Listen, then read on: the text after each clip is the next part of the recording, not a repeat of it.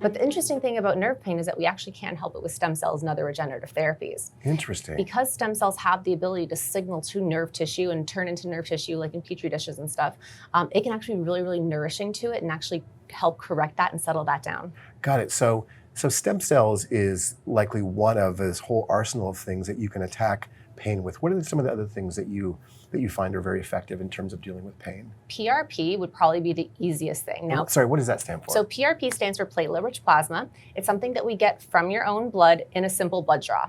The amount that we take is only about 1/10 of what you'd give in a blood donation, so not a high volume, but certainly enough for us to work with to treat anywhere from 1 to 2 areas. Wow. Yeah, so I remember giving plasma in college, and I remember them taking it out and they put it in this beautiful centrifuge, and it's like this red stuff and this white stuff. Yep. That's the plasma. Yeah, so when we actually put it in the centrifuge, a couple things happen. Of course, we get the separation of the layers, right? So we get the red blood cells that pack to the bottom, we get a layer of white blood cells in the middle, and then we have the plasma on top.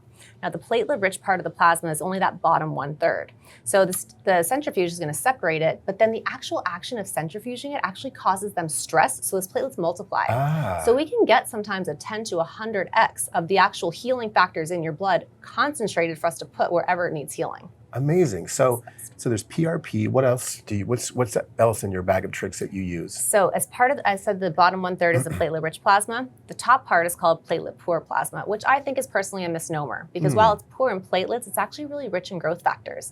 And that's actually super nutritive to nerves. So we love putting those growth factors around nerves in a procedure where we basically hydrodissect or locate where those nerves are, put that there, and allows them to heal up really nicely. And by put it in, do you mean you're taking a syringe and you're pulling it out and you're dropping it right there? Yep, we're injecting. And personally, I like to perform all my injections with ultrasound guidance so we can be as precise as possible. Wow, super fascinating. So what else is there in terms of this arsenal of things that you do to heal somebody?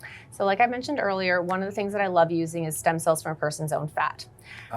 We live in the United States of America. There really isn't a shortage, if we're just going to be candid. Yep. Most people have enough to spare. And when I say that, I mean, we don't need a ton. The amount that we take in a procedure is maybe about a stick of butter worth of fat. So most people are completely happy to see that go. Yes. But what's really great about our fat tissue is that it is super rich in those mesenchymal stem cells, roughly 1 million regenerative cells per milliliter of fat. So we can get a ton to work with.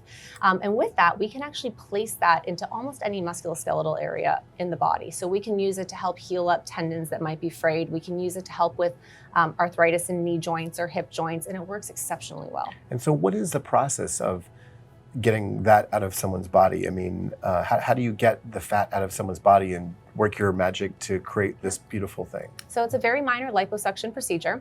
The person doesn't need to be fully put under for this. We can do this under just a local anesthesia with possibly something like a Xanax if the patient has nerves about the situation.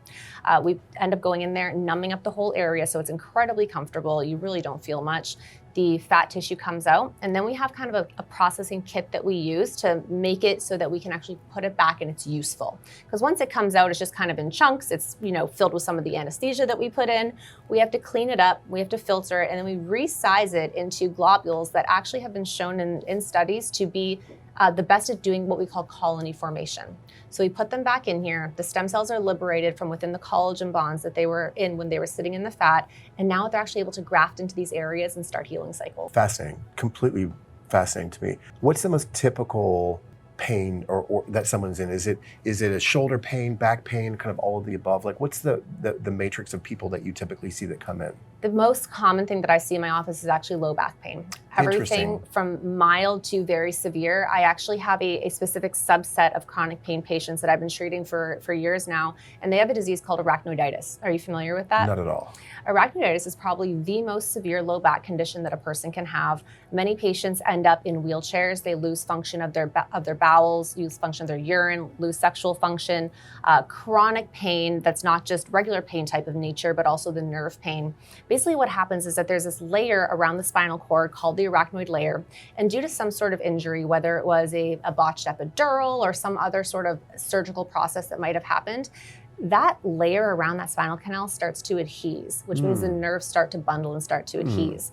And when they start to do that, you completely lose the functions like I mentioned before, and you do end up in a severe chronic pain.